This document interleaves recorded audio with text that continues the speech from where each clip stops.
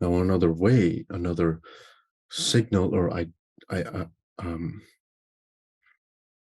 indicator that has made itself clear for me of how I can recognize that this is actually the natural state, and it is a fact, not an assumption or a theory, is that you feel natural. It's so simple. You feel completely natural. There's no resistance. It's effortless. You're flowing. There's no judgment. There's no interpretations, even for that little single moment, right? You don't obviously live there 24 hours a day. I mean, maybe some people do. I'm not there yet. But there is glimpses, and those glimpses become longer. Those little touches of silence become longer spaces of silence that you sit in, and longer and longer. And you start to recognize more that wisdom is flowing through. And in my experience, at first, it's overwhelming in the sense that it's pure love. It's just love. There is an overwhelming feeling of connection, oneness, pureness, innocence, sensitivity. Sensitivity in the sense not from our five senses or our emotional experiences or our interpretations, or even sensitivity not in the form of us being sensitive to what we are aware of, right? So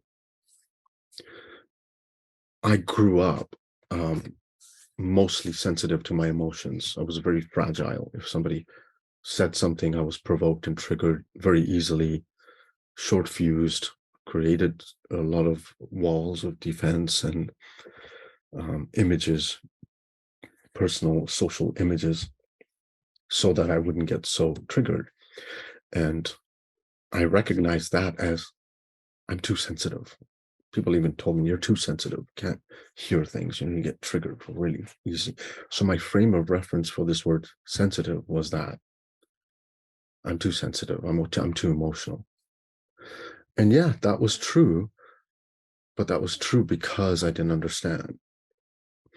Now I'm using the word sensitivity in a completely different way right now. I'm talking about sensitivity as a natural consequence of being in that space of silence, a natural consequence of being overwhelmed by a feeling of love that is impersonal, that's coming from the soul, that is beyond who I am, what I know, and what I can ever possibly know.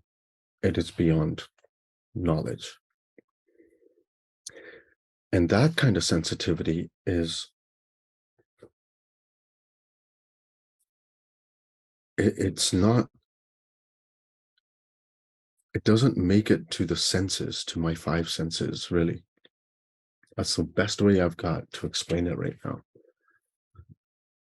The five senses that I use to interpret the world. I'm looking at a flower using the sense of sight. I'm tasting food using the sense of taste. I'm hearing using the sense of hearing. But before that is thought. Thought is how we make sense of what we're listening to, seeing, tasting, all of it. We're using the neutral, creative, spiritual power of thought to make sense of what we're listening to or looking at. Before that is a sensitivity. That's love. And that love is God.